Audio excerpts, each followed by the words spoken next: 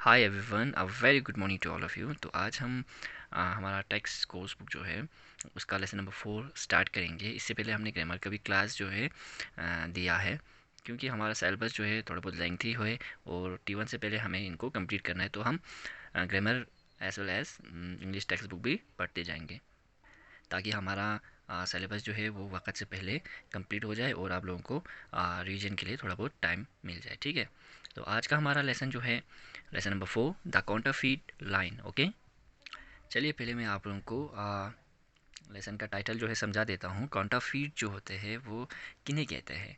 जो नकली होता है। ओके, उन्हें हम काउंटरफीट कहते हैं। जो फेक होता है, ओके, जो सामने कुछ और बाद में कुछ और, ओके, इनको भी काउंटरफीट कहते हैं। और जो प्रिटेंड करते हैं कुछ और होते कुछ और है, उन्हें भी हम काउंटरफीट ही कहते हैं। ओके, तो द काउंटरफीट लाइन हो गया एक फेक लाइन। ओके, अब देखते हैं कि इसका क्या स्टोरी में हमें मीनिंग निकल के आता है।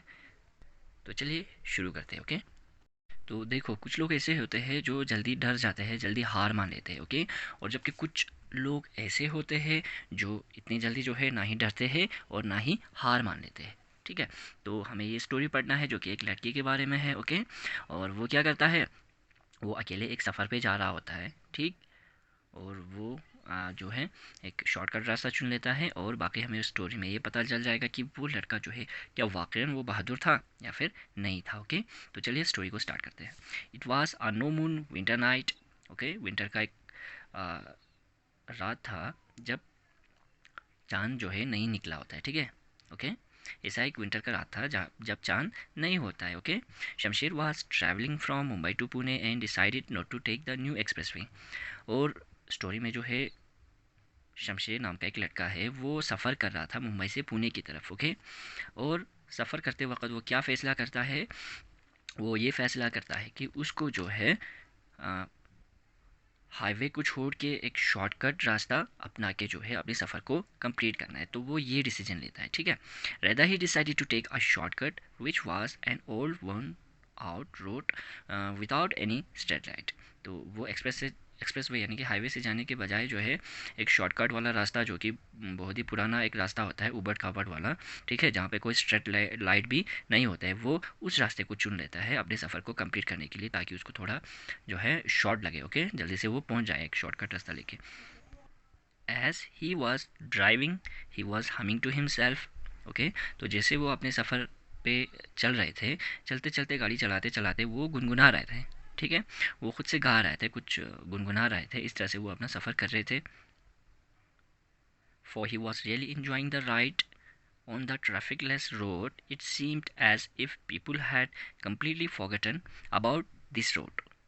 तो जैसे उसने ये शॉर्टकट वाला रास्ता अपना के यहाँ से सफ़र कर रहे थे गुनगुनाते हुए, और अपने सफ़र को एंजॉय कर रहे थे, और जिस रास्ते से वो सफ़र कर रहा था वो बिल्कुल ट्रैफिक लेस था, वहाँ पे कोई गाड़ी वाड़ी जो है नहीं चल रहा था, भीड़ जो है बिल्कुल ना के बराबर था। ओके, और रास्ते को देख के ऐसा लग रहा था कि लोग जो है उस रास्ते को भूल बैठे हैं, यानी कि वहाँ पे उस रास्ते पे अभी लोगों का आना जाना जो है बिल्कुल नहीं है। ओके, यानी कि रास्ता जो है इस टाइप का था, होते हैं ना जैसे पुराने रास्ते। ओके, सुनसान रास्ते, ओके, जहाँ पे लोगों का भीड़ भाड़ बिल्कुल नहीं होते, वो रास्ते वैसे ही लगते हैं। ठीक है, तो उसको वैसा कुछ लग रहा था और वो अपना सफ़र जो है जारी रखा हुआ था।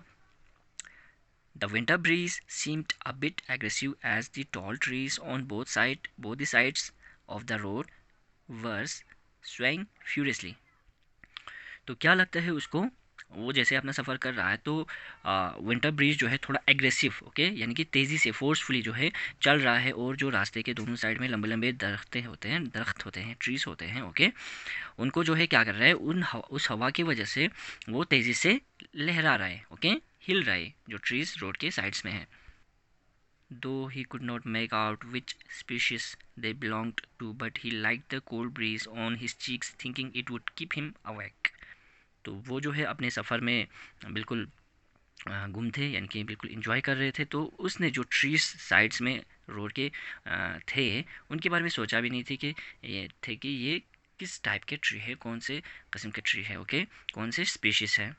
लेकिन उसको जो विंडो से अंदर आते हुए कोल्ड ब्रीज थे, ठीक है, ठंडे हवा का झोंके जो थे, जो उसके चिक्स को छू रहे थे, वो उसको बहुत अच्छा लग रहा था, और उसकी वजह से जो है वो यानी कि सफ़र में जागे रह रहे थे, ठीक है। अदरवाइज़ होता है ना, जब सुनसान रास्ते पे कोई अकेला बंदा गाड़ी लेके चलता है तो हो जाता है कि उसको नींद आता है, फिर कुछ भी हो जाता है, ठीक है। तो ये कोल्ड ब्रीज जो था उसके चिक्स को छू के उसको मतलब क्या कर रहा था, जागे रहने में थोड़ा बहुत हेल्प कर रहा था, ठीक है। तो उसको लग रहा था जो ठंडा हवा चल रहा है वो उसको जगा के रखेंगे, okay. He smiled to himself, for not only he felt lively and fresh but also felt his sense very alert at the moment, okay. अब वो क्या कर रहा है, वो खुद से हंस रहा है, अकेले हंस रहा है, ओके। किस चीज़ को लेके, ना कि सिर्फ लिवली और फ्रेश फील करके मुस्कुरा रहे थे, बल्कि उसको ऐसा भी फील हो रहा था कि उसके सारे सेंस जो है अलर्ट रहे थे, क्योंकि ठंडे हवा का झोंका जो है उसके सारे सेंस को अलर्ट रखे हुए थे। इस चीज़ को लेके वो हंस रहे थे खुद से, ठीक है। Despite the heavy noise coming from his old car engine which was actually heaving badly on the jockey road, he could hear the growl of a jackal, ठीक है।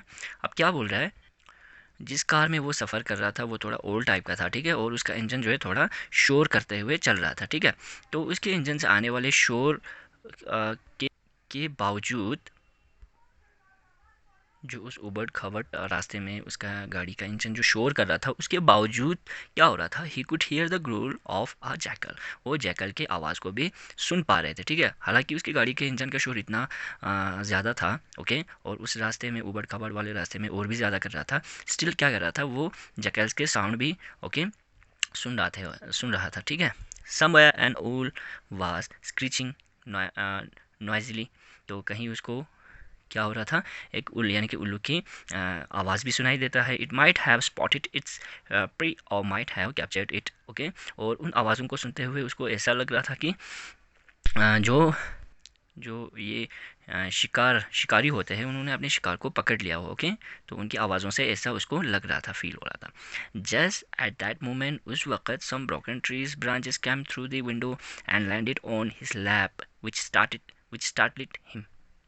तो जैसे वो इन सारी आवाज़ों को सुनते हुए, ओके, कभी जैकल के, कभी उल्लू के, कभी तो उसके कार के इंजन की आवाज़, ऊबड़ खाबड़ रोड, ये सब वो सुनते हुए आगे बढ़ते जा रहा था। तो उसी वक्त क्या हो जाता है, अचानक से ट्रीज़ के ब्रांचेस, टूटे हुए ब्रांचेस जो है वो उसके कार की विंडो से अंदर आके उसके लैब में जो है लैंड करता है, ठीक है। यानी कि उसकी गोद में जो है ट्रीज़ के टूटे हुए ब्रांचेस आ जाता है, और वो उसके लैब में यानी कि गोद में आ जाता है। तो वो थोड़ा शॉक हो जाता है, ओके, इस चीज़ से वो शॉक हो जाता है। जैसे कि हमने पहले ही पढ़ा था कि जिस रास्ते से वो सफ़र कर रहा है उसके दोनों साइड में लंबे लंबे ट्रीज है, ठीक है। तो वहीं से जो है टूटे हुए ब्रांचेस उसके विंडो से अंदर आते हैं। इट सीम्ड दैट समवन और something was running on the trees, उसको ऐसा लगा था कि कोई जो है उन ट्रीज़ के ऊपर उछलते हुए कूदते हुए दौड़ रहे थे, ठीक है। He tried to pacify himself, अब मंज़र जो है थोड़ा डरावना होते जा रहा था, ओके। कभी आवाज़ें आ रहे थे तो कभी ब्रांचेस टूट के अंदर आ रहे थे, लेकिन इन सब के बावजूद वो अपने आप को पेसिफाई यानी कि कम शांत रखने की कोशिश कर रहा था। कौन, Shamsher. Thinking it might be the monkey chasing one another, और वो ख़ुद को ये दिलासा देता है कि शायद ये मंकीस होंगे जो एक दूसरे को दरख्तों के ऊपर चेस करते रहते हैं, एक दूसरे के पीछे भागते उनको पकड़ते रहते हैं, उछलते कूदते हुए। तो इन्हीं की वजह से ये टूट के जो है मेरे क्या हुआ है, गाड़ी के विंडो से अंदर मेरे गोद में ये ब्रांचेस आ गए हैं। तो इस तरह से वो खुद को समझाता है और ख़ुद को शांत रखने की कोशिश करता है, ठीक है। तो आज के लिए इतना ही। होपफुली स्टोरी यहाँ तक आप लोगों को समझ आया होगा। कल हम यहाँ से आगे कंटिन्यू करेंगे। Thank you so much.